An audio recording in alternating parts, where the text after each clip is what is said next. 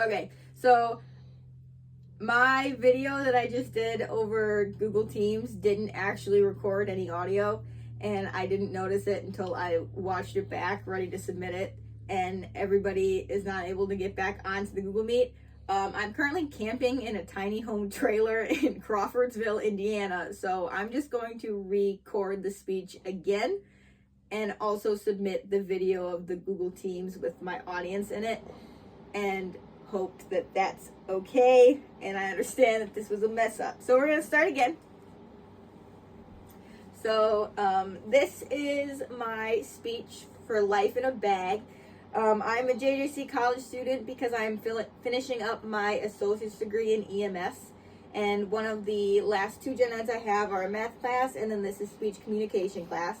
So there's a couple of different speeches that you give throughout this summer semester, and the first one is the Life in the Bag speech. So as you know, you collect 3 items around your home that have meaning to you, whether that be what your interests are or has a personal meaning to you. And then you take those 3 items and you put them in a bag that also has meaning or purpose to you. And you give a little bit of a presentation about those 3 items and some insight into your life. My audience was primarily my family, so they knew most of the things, but there might have been a couple of things in here that they didn't get to know. So hopefully they found out at least something. So we'll start here with my first item in my bag, and it is a friendship bracelet, a beaded friendship bracelet. I picked this item for a couple of reasons. The first reason is it is from the Taylor Swift Eras Tour concert that she did in Soldier Field about 2 years ago. I went in June.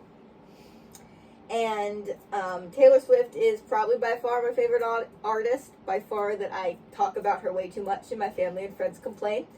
My favorite album is probably her Speak Now album, which was her 3rd album she released.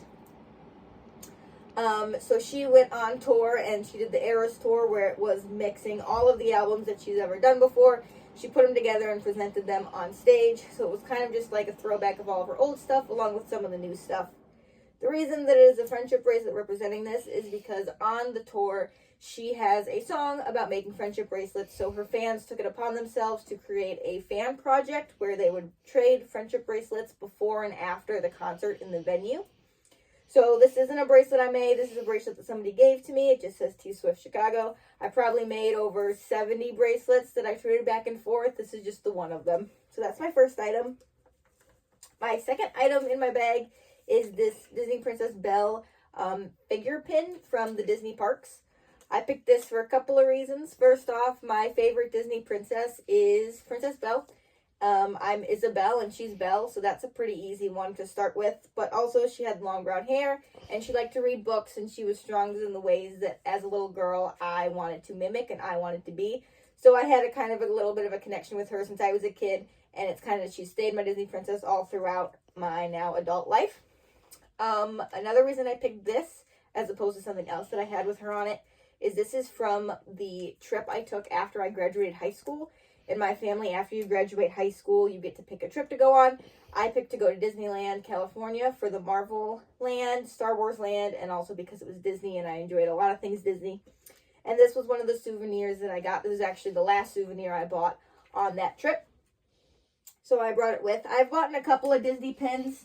You trade them back and forth throughout the parks, but that is one that I bought specifically for her because it had Belle on it. So that's my second item. My third item is it's clear so you can't really see it, but it is a paramedic program academic achievement award. This was from JJC and Morris Hospital's paramedic program. It's an 11-month program, and it is what gave me my paramedic license after I got my initial EMT license. And the academic award went to the top 5 students of the program. So throughout the 11 months, they keep track of your grades. You are not allowed to go below an 80% on any exam or an overall in the class before you're dropped from the program. So it is a pretty strict and structured program, as the result is getting a license where you're in charge of people's lives. So it kind of has to be, right? So this is an award given out, like I said, to the top 5 students. I was lucky enough to be able to receive one of the awards. And this is probably one of the most important things that I have with me and that I own. Being a paramedic is all I ever wanted to do since I was a little kid.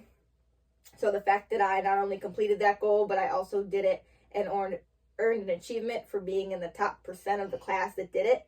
I take my academics very seriously, and the fact that, like I said, this is a very hard reminder that I know what I'm doing, and that some days when I go to work and I get stressed out, I know that I have the skills and the training to stand up to the job that I have today. So that was that one. Last thing I have is the bag itself. This is a makeup bag, like a boxed makeup bag that I sewed last year. It was actually the first draft for my niece's Christmas present. I made her a quilt and a matching makeup bag to go along with it. So this was the first attempt at the pattern. There's a little messes up here and there, a little couple places that I could have done better on, but I still keep it because it's something that I made. It was the first bag I tried to make, and her bag turned out much better, I promise. But it's also a reminder that I like to do arts and crafts, and I like to quilt, I like to sew. So that's why I chose this bag to put everything in. So that was my speech for Life in a Bag.